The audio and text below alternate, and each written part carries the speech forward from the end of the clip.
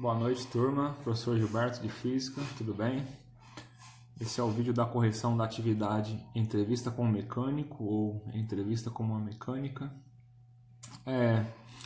Antes de começar a correção, gostaria de trazer alguns pontos aqui em relação às atividades que eu corrigi, e o que eu venho encontrando, a similaridade entre todas as atividades, Então, assim, parece que só uma pessoa fez, Aí eu não consigo saber qual dessas umas foi a pessoa que fez, Porque estão todas as atividades iguais. Enfim, a questão talvez eu tenha explicado de uma forma que vocês não tenham compreendido bem, Então, assim, quando eu falo que pode pesquisar na internet, que pode buscar fontes, pode perguntar para um mecânico, para uma outra pessoa que trabalha, com mecânica, que tem um conhecimento mais profundo, é para vocês também adquirirem esse conhecimento, Então, assim, você não pode simplesmente colocar a resposta da pessoa, Ou então, fui lá na internet, a resposta é essa. Eu não posso simplesmente colocar a resposta. Eu tenho que, minimamente, isso é mandatório, tá? Eu vou estar aceitando dessa vez, porque vocês transcreveram, escreveram no caderno, então isso, de certa forma, traz algum aprendizado também, Ele é bem reduzido, mas traz. Mas, assim, o que vocês precisam fazer é ler lá aquela resposta, e colocar o que você entendeu, mediante aquilo, Ah, não foi suficiente para me entender, então tenta buscar numa outra fonte, um vídeo no YouTube, uma simulação, e aí coloca lá com as suas palavras o que você entendeu com relação àquilo, Então, mesmo que todos os estudantes, eles usem a mesma fonte, não tem problema usar a mesma fonte. Eu encontrei aqui essa fonte e posso distribuir para o meu amigo, para o meu amigo aqui, para minha amiga lá, não tem nenhum problema. Só que cada um tem que fazer, a sua reflexão acerca do que está escrito. Copiar o que uma outra pessoa fez, é crime, é plágio, Você não pode fazer isso, Então existem os direitos autorais, Então a gente precisa respeitar, os direitos das pessoas que fizeram o trabalho, Essas pessoas, elas querem levar o crédito por isso, e isso não é assim tão simples, Existem leis na internet também, Às vezes a gente... Tudo bem que, claro que não vai baixar a polícia, o seu trabalho aqui, mas se você fizer um trabalho que você vai apresentar, por exemplo, para a academia, já pode ter algum tipo de complicação, sim. Você já pode estar respondendo a algum processo judicial, sim. Então, se atentar a isso, tá? Eu vou falar agora, comentar um pouco. No geral, as respostas estão boas, eu gostei, claro, Mas entender, qual foi a resposta que eu coloquei, Então, a questão 1, Questão 1. Quais são os fatores que determinam a velocidade de um automóvel, Aí muita gente colocou, rotação do motor, atrito, força-peso, força normal. Então, a velocidade está relacionada com isso, são fatores físicos, Mas importante eu entender, outra coisa que eu gostaria de colocar, aceleração, Ninguém colocou, aceleração, Então, entender qual que é a relação, do força normal, O que é força normal, Por que a força normal influencia na velocidade, Ou o atrito, Qual é a relação do atrito? Então, era esse tipo de reflexão, que eu espero que vocês façam, quando estiver resolvendo a atividade, Então, a gente vê que, por exemplo, para calcular o atrito, você usa a força normal, Então, a força normal está relacionada com o atrito. O atrito está relacionado com a dificuldade, por exemplo, do terreno, do veículo exigir maior ou menor esforço, para ganhar velocidade, para acelerar. Então vai demandar uma potência aqui, uma coisa assim. Então a velocidade está relacionada com isso. Uma outra aluna respondeu que, pegou lá a resposta de uma outra questão e colocou lá em cima. E são outros fatores que também estão relacionados com a velocidade, Pneus, estrada, direção defensiva, boa manutenção, hidráulica das peças. Então tudo isso também está correto, Por exemplo, se você não tem uma boa estrada, se você tem uma estrada cheia de curva, a sua velocidade vai ser alterada, tudo bem, Então, mas é isso que quando coloca lá, por exemplo, estrada, Então qual é a relação da estrada? Se tem muito buraco, se é subida, se é descida. Então tem uma relação também, tá? Então eu considero correta a resposta também, né? Todas as respostas estão corretas, né? Eu só gostaria que elas tivessem sido de cunho pessoal, tá? Gostaria não, elas devem ser de cunho pessoal, tá? Eu aceitei dessa vez, como eu disse, porque foi transcrito, né? Vocês fizeram no caderno, então escreveu. Isso a gente consegue aprender alguma coisa com isso também, tá ok? Então vamos lá para a questão 2. Como é feita a transmissão da rotação do motor para o movimento das rodas, né? Então todo mundo colocou que está certo, né? É o virabrequim, né? Essencialmente o virabrequim, né? Que é, não sei se eu acho que virabrequim, é assim mesmo que escreve isso. Essencialmente é uma peça, né? Que ela converte, né? É uma peça mais ou menos esquisita assim, né? Aqui tá as rodas, né? Ela converte o movimento do pistão. O movimento do pistão é assim, né? Para cima e para baixo, né? E ela converte esse movimento em giro, né? Então é interessante olhar algum vídeo no YouTube, né? Aqui eu não vou colocar, para a terceira questão eu vou para a barra de direção, né? A quarta questão. Eu vou fazer um adendo de um vídeo para vocês entenderem um pouco melhor também essa questão. Então tá certo, né? Mas assim, eu gostaria que colocassem, por exemplo, o que você entendeu disso, né? Como é que funciona, né? O que é um virabrequim? É uma peça? Né? Como que isso converte os movimentos, né? Um movimento retilíneo no movimento circular, e tudo isso com as palavras de vocês, né? Com o vocabulário de vocês, né? Tudo bem? Questão 3. Qual a relação entre o giro do motor, potência e velocidade, né? Então, aqui, quanto maior a rotação do motor, os conhecidos cavalos de potência, maior será a capacidade de aceleração do carro. Tá certo, né? Porém, todo mundo colocou a mesma resposta, né? E se atentar àquela coisa, né? Eu acho que todo mundo já ouviu isso, né? Quanto maior a potência, né?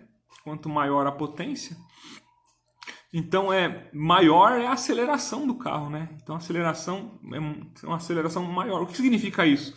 Que você atinge altas velocidades, né? Então isso aqui é o sinal de maior, né? Então isso aqui é muito, muito grande. Então você tem uma velocidade muito, muito grande num tempo, né, muito, muito pequeno, né?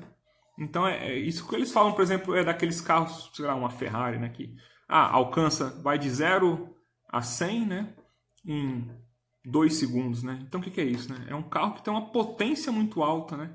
Aí ele consegue ter uma velocidade alta num tempo pequeno, tudo bem? Se você pegar lá, sei lá, um Gol, né, ele vai lá de 0 a 100 e vai levar tipo 10 segundos para fazer isso, né? Aí pega uma Ferrari e só vai levar 2 segundos. Por quê? Porque ela tem um motor mais potente, tudo bem? E qual é a relação do RPM com a potência, né? Então, assim, para você chegar... O que é RPM, né? São rotações por minuto, né? Quantas rotações, né, você tem em 1 minuto, né? Então, para você chegar numa determinada potência, alcançar uma determinada potência, né, você precisa ter um determinado número de rotações, né? Então, a relação das rotações e a potência. Por exemplo, para você ter 10 cavalos de potência, né, com torque de 1 kg a força vezes metro, né, para você conseguir isso daqui, você tem que ter exatamente 7.162 rotações por minuto. Tudo bem? Então tem uma relação das rotações que eu preciso ter, certo? Para o papel, às vezes, não... para alcançar a potência necessária. Tudo bem? Vou mudar aqui o slide, né?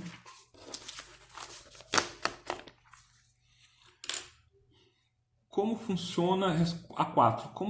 Como a queima do combustível produz o movimento do motor?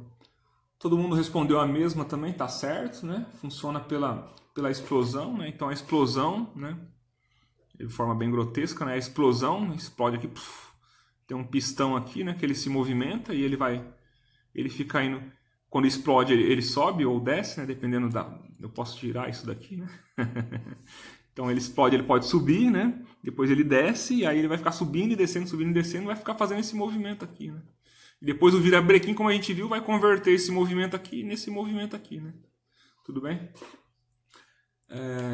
Tá ok. 5. Como funciona o sistema de direção de um carro, né? Então é essencial lá, o pessoal já colocou, eu acho que, né, a gente podia colocar, tem a ver com elementos simples, né? Tem um volante, né?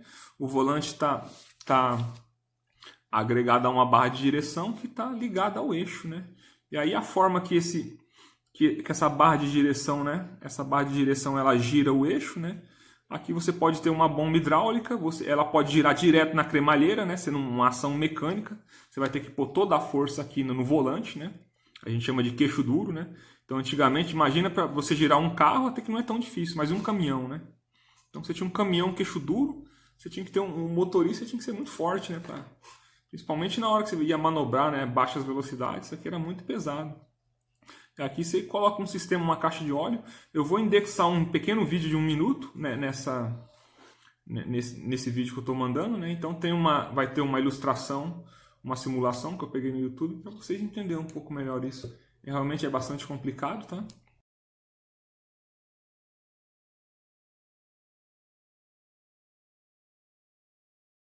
Quando giramos o volante de direção, esse movimento é transmitido por meio da árvore de direção à caixa de direção. No interior da caixa de direção, uma engrenagem denominada pilhão transmite seu movimento à cremalheira. Esta transfere o movimento, que agora é retilíneo, às barras e articulações da direção, movimentando as rodas dianteiras nas direções desejadas. A direção hidráulica, por sua vez, possui uma bomba hidráulica que, pressurizando um cilindro com óleo, ajuda a movimentar a cremalheira, reduzindo o esforço do motorista. A bomba é acionada pelo motor do veículo, podendo também ser acionada eletricamente. 6. Existem sistemas de direção que exigem menor força, né? Como a gente já comentou, sim, vocês também colocaram certo aqui, né? Que é a direção hidráulica e a direção elétrica. Nesse vídeo que está indexado já vai falar um pouco disso, né? Então você antigamente era o queixo duro, como eu disse, né? Então você coloca aqui uma bomba, né? Uma bomba de óleo que vai reduzir a força que você usa aqui. Mais para frente a gente vai fazer um exercício mais simples, é claro, né? De um macaco hidráulico, né? Para ver como que a pressão, né? Como que a gente manipula a pressão. Inclusive a gente pode fazer um experimento em casa, né? Construir um macaco, né? meia boca em casa, para ver como a gente faz uma pequena força para levantar um peso, né? Bem grande, né? Por exemplo, você coloca um macaco hidráulico lá e uma criança consegue levantar um carro, né? Ela vai lá e alavanca, né? Pega aqui a alavanca e faz tic-tic-tic, né? Para cima e para baixo, para cima e para baixo. E uma criança consegue levantar um carro, tudo bem? Por quê? Porque a pressão do óleo vai fazer a força maior, né? Então a gente pode não, nós vamos mais para frente tratar disso para entender como que isso funciona, né?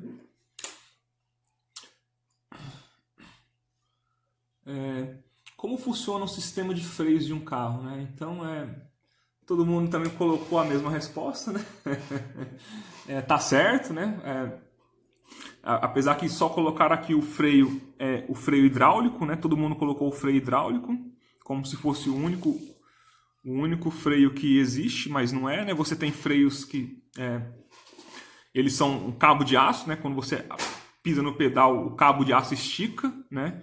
E vai abrir uma lona sobre a roda, né? Então tem a roda aqui internamente, aqui tem uma lona que ela abre e aí segura a roda, né? Esse é o freio a lona, né? Então você tem o freio a disco, né? Aqui você vai ter um disco, aí sim, aqui você tem a pastilha, esse é a óleo, né? A pressão do óleo pressiona a pastilha no disco e a roda para, né? E você tem o freio ABS, né? O freio ABS ele é inteligente, né? Então ele tem um circuito eletrônico que ele controla, né? A frenagem, né? Então, por exemplo, o seu carro não derrapa, né? Nunca derrapa, né? Você nunca vai conseguir derrapar o carro, né? Então é um freio inteligente. Depois a gente pode tratar um pouco mais disso, se vocês quiserem, né? Ou buscarem na internet. É legal fazer a pesquisa, vocês mesmos fazerem a pesquisa, né? Para entender um pouco melhor essas diferenças. Então vamos lá, para não estender muito também.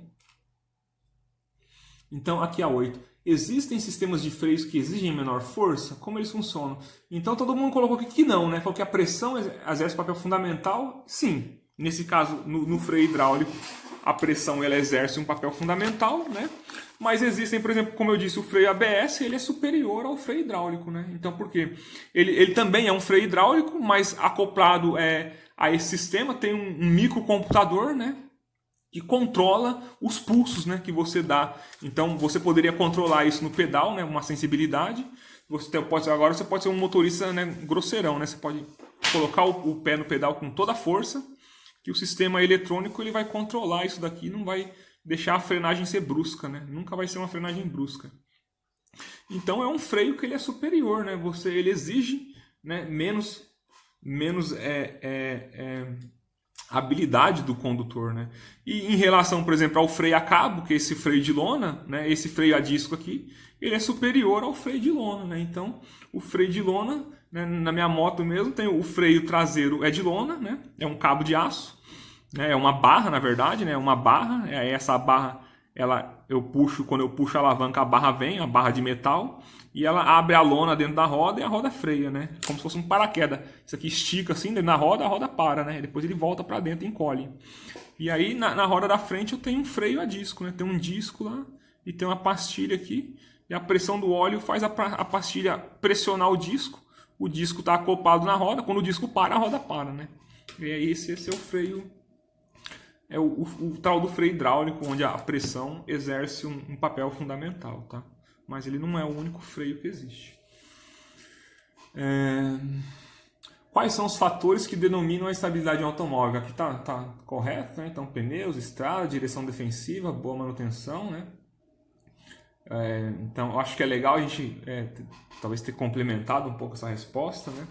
Falar qual a influência da estrada, ou qual é a influência do pneu, né? Tem um pneu careca, né? Ou tem um pneu para neve, né? Dependendo do país que você tá, né? Acabou? Bom, acabou, galera. Então, o comentário um pouco foi esse, né? No geral, as respostas estão boas, tá? Vocês tiraram de uma fonte boa, tá? Tudo bem organizado. E é isso que eu só fiquei chateado, porque eu não quero que vocês façam um copia e cola, né?